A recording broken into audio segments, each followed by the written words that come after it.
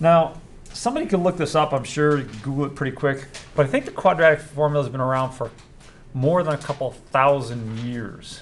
It's really been around. Although it still gets used an awful lot, and not just in your math class. It actually has applications. But it's important that you remember it, so let me try and help you remember it by putting this into your brain here. Ready?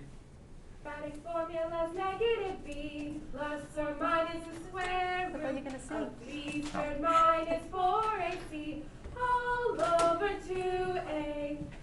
All right, yeah. Mimi asked me, well, shouldn't you sing? And I don't think you really want to hear me sing. But okay, let's use the quadratic formula to solve some quadratic equations. We're going to start with this one. 7x squared plus 9x equals -1. Now, in starting with this one, I like this because it gives you something extra to do. Remember, the quadratic formula is for solving ax squared plus bx plus c equals 0. So that means we got to get 0 on one side. So it's a nice reminder of that fact. So you can add 1 to both sides. Personally, at some point you might want to get used to the idea that when a term switches sides, it also switches signs. So we get something like this.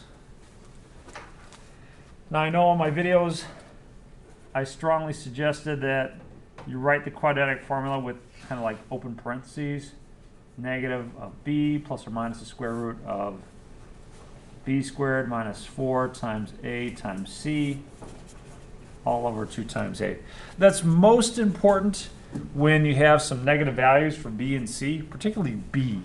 It's very easy to forget, you know, that negative value for b and the double negative here, or make a mistake squaring it out and stuff like that. Fortunately for us in this one, everything is positive, so that's a good thing. What are our values here? A is 7, B was 9, and C is 1. So I'll put those in a kind of a nice color-coded way. So we're going to start out with negative of 9 plus or minus 9 squared minus 4 times a. Let's get somebody else in here in the Zoom. Minus 4 times a, which is 7. And I'll also take the opportunity to put that a in the denominator, times c, which is 1. Okay, so let's see how that simplifies. Of course, that's x equals that. X can equal negative 9 plus or minus the square root of 81 minus 28 over 14. Okay, not bad. So 81 minus 28 is 53. I think that's about all that we can do with that one.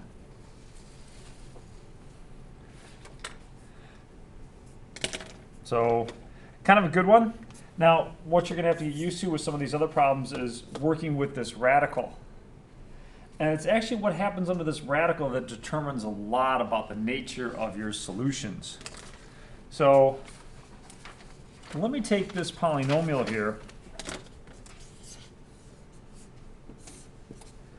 I'm going to graph it. I'm going to graph it this way. I'm going to say, well, let's just let y equal 7x squared plus 9x plus 1.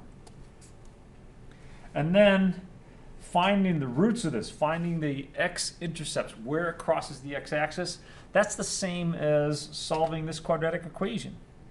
So here it is on Desmos. The link is in D2L. It's also in the chat if you're on the chat. But here's our graph. And finding where this is actually equal to 0 is the same thing as finding where it crosses the x-axis. So about here and here. Now, one of the things you might be asked to do in WebAssign is actually calculate these values. So let's do that. Let's take a moment and calculate those values. And let's see. If you don't have Desmos available, you can graph it on your graphing calculator. So here I've typed it in. here I'm showing you my window from -2 to 1 on the x-axis. And then I'll just do zoom 0. Zoom 0 will fit your graph to your window. So there you go. Basically, it adjusts the y values. And we're seeing pretty much the same thing we did with the graph on Desmos. Well, let's see. Let me just double check back here. Yeah, I think we got a little. Let me just double check here. 7, 9, and 1. Yeah, the equation looks right. Oh, I've got a 1x there. That should just be a 1. I was like, wait a minute, that doesn't quite look right. That looks a little bit better.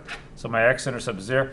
You can find those x-intercepts if you hit the calculate menu, second calculate, and you want to find the zeros is what it is. So it'll ask you to go close to that point and then press enter just a little bit to the left of it, and then enter again to the right of it, and enter one more time before it gives you the 0. So not a whole lot of fun there, but certainly doable. If you wanted or needed to calculate the value of these kind of things, you could. So let me clear out of this. On your calculator, it might look like this. Parenthesis around the numerator, -9 plus the square root of 53. Now you got to exit the square root with the right arrow. Close parenthesis divided by 14. There you go. Now if you want the negative root, remember there was 2 of these things. Let me go back here. If you want the negative one, since you've already got that typed in, go ahead and hit the second key and then the enter key. So let me clear this out so you can kind of follow along. Second key, then the enter key. And now I'm just going to go back and change that plus to a minus. And now I've got both solutions. Notice that those match what I have in Desmos here and here. Now, the one problem that you might run into with Desmos is if you needed 4 digits of accuracy as opposed to just 3. But if you can get away with 3, then you're probably okay. How's that first one? Good? Preferences for Desmos or your calculator? Which one? Either? I'm trying to learn both. Yeah, it's a good skill to learn both, because moving on, your next math class might not have a really cool instructor that lets you use Desmos on tests or stuff like that. So it's probably a good idea that you can do it on your calculator. But Desmos does have its perks. In fact, let's take a look at kind of another one. Notice we had 2 solutions here, right? Those are 2 places where the graph crossed the x-axis. So let's see if we can't make a prediction for this next one, just based on the graph. How many solutions do you think this will have if I said, oh, solve 0 equals x squared plus 2x plus 1? How many solutions do you think that one would have? Just the one. Just the one. So the fancy word that comes to mind here for me is osculate. It's a Latin word, means to kiss. So the graph just kisses the x-axis and then bounces back up. So it's about as romantic as math gets, sorry. But in any case, that has one solution. So let's use that idea, though, as a springboard for our next problem, which is this one. How many solutions does this have? 0. Well, it crosses the x-axis at 0 places. And that's the important thing that I want you to see. But let's see what happens when we try and solve 0 equals 9x squared minus 3x plus 1. So let's cut over to here. 0 equals 9x squared minus 3x plus 1. So what I'm trying to do is give you a kind of a really complete understanding of the solutions here. Now, you should always try and factor things. For instance, our last one, 0 equals x squared plus 2x plus 1. Yeah, that factors as x plus 1 times x plus 1. Notice that this factor repeats itself, right? So you have solutions at x equal -1 and x equal -1. Basically, x equal -1 twice. That's why the graph kissed the x-axis and only touched it at that one place. But this one is a little different. And when you play around with it a little bit, you see that, it's not factoring too well. A, B, and C. Do you want me to color code the numbers again like I did the last one, or can I just write them? Yeah. Just write them? Okay. So in this case, it's 9, -3, and 1. Again, when you have that negative b, you have to be careful. And I like putting in the empty parentheses.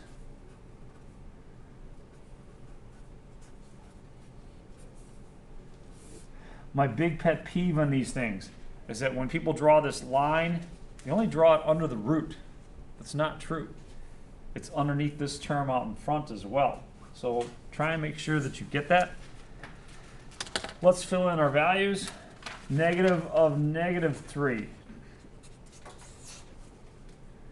plus or minus the square root of -3 squared. So two good reasons to use parentheses here. It's really easy to miss that double negative. And the other thing is that if you don't have parentheses when you square that, a lot of times people end up with -9. You should end up with +9. Minus 4 times a, which is 9, times c, which is 1, over 2 times a, which is 9.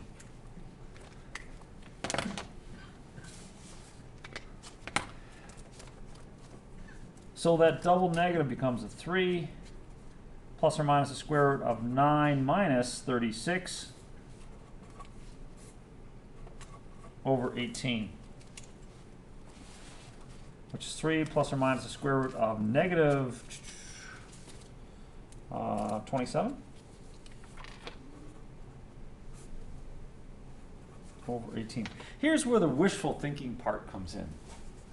A lot of times people just, for whatever reason, they don't like a negative underneath the radical, and they forget that 9 minus 36 is a negative number.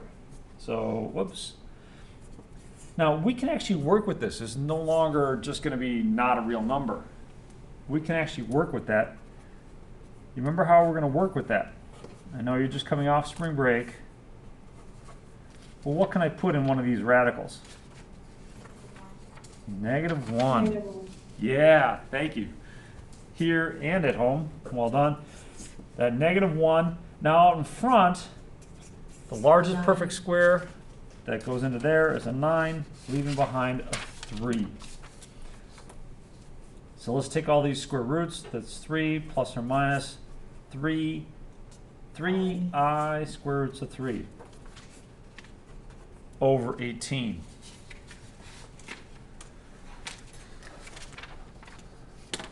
All right. Now, there is a little bit more that we should do to clean this up. There's a couple ways you can work on that. The way I like the best, least kind of mathematically sound, is to factor out the 3 from the numerator. That leaves behind 1 plus or minus I times the square root of 3 over 18. And now, I can't do it here. I can't cancel this 3 into the 18. I can't cancel this 3 or this 3 into the 18. But I can, because these are multiplied, I can cancel the 3 into the 18 and get a 6. So that leaves me with 1 plus or minus I times the square root of 3 over 6. Yay!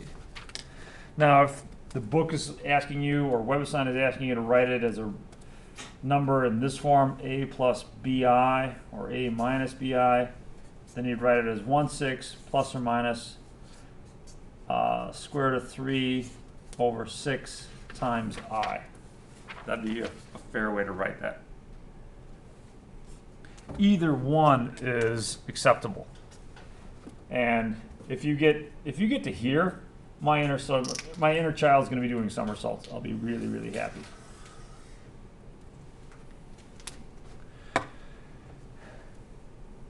If you look back at the graph, you notice that the graph didn't actually touch the x-axis. So it's crossing it only in your imagination, right? Which is why we got two imaginary or complex solutions, because you're not actually crossing the x-axis. So it's nice when you look at these graphs that you can predict what kind of solution you're going to get. In particular, if you're getting stuff like this, if it's not crossing the x-axis, you're not going to be able to factor it. So don't waste your time. Questions or thoughts on that one? All right, let's do one, maybe two more. Let's move to this one. So let's do this first. Let's take a look at the graph and see if we can't figure out how many solutions to expect, or what kind of solutions. So, bam, doesn't touch the x-axis. So what's that telling us in terms of solutions? There are no real solutions, but you'll get two complex solutions is what's going to happen. So good job. So we got 0 equals 4x squared minus 6x plus 3. Let's run that through the quadratic formula. We kind of already know that it's not going to factor because it doesn't touch the x-axis. A, B, and C, 4, negative 6, and 3.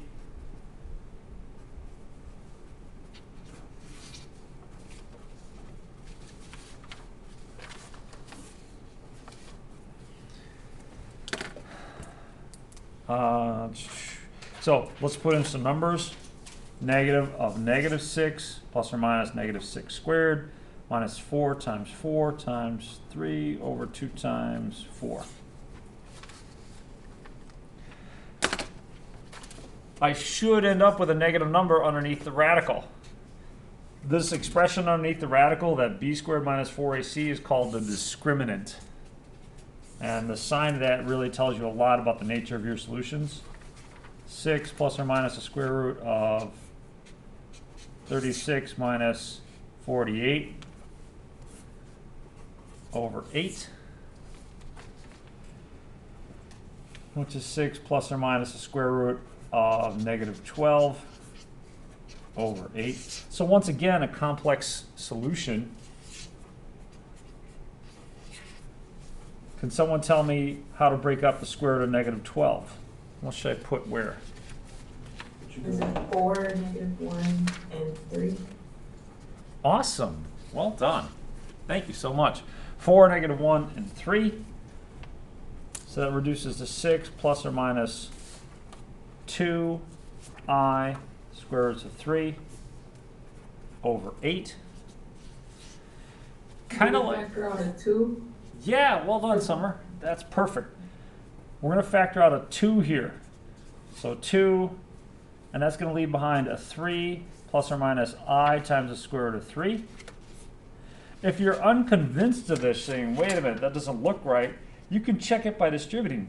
2 times 3 would be 6. 2 times I would be 2i. And then the square root of 3 is still there. Now, the last and important step here is to do this. Cancel out that 2. And that leaves you with 3 plus or minus I times the square root of 3 over 4. When I grade your problems on an exam, I have little bars that I set. So filling in the quadratic formula correctly, that's maybe 1 point. Getting here, that's another point.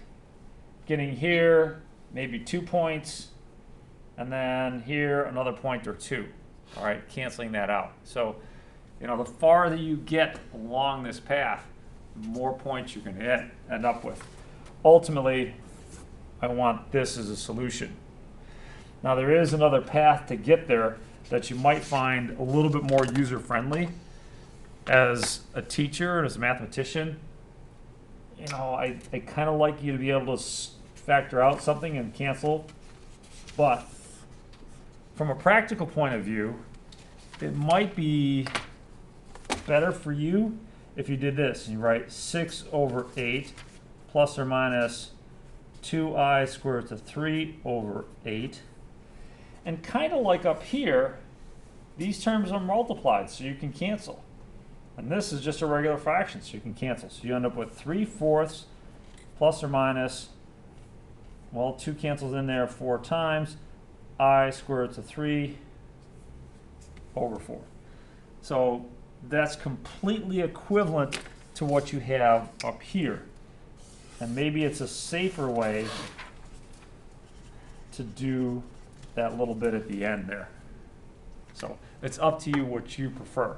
I'm not going to mark you wrong either way you work on it. How are we doing on these? Pretty good?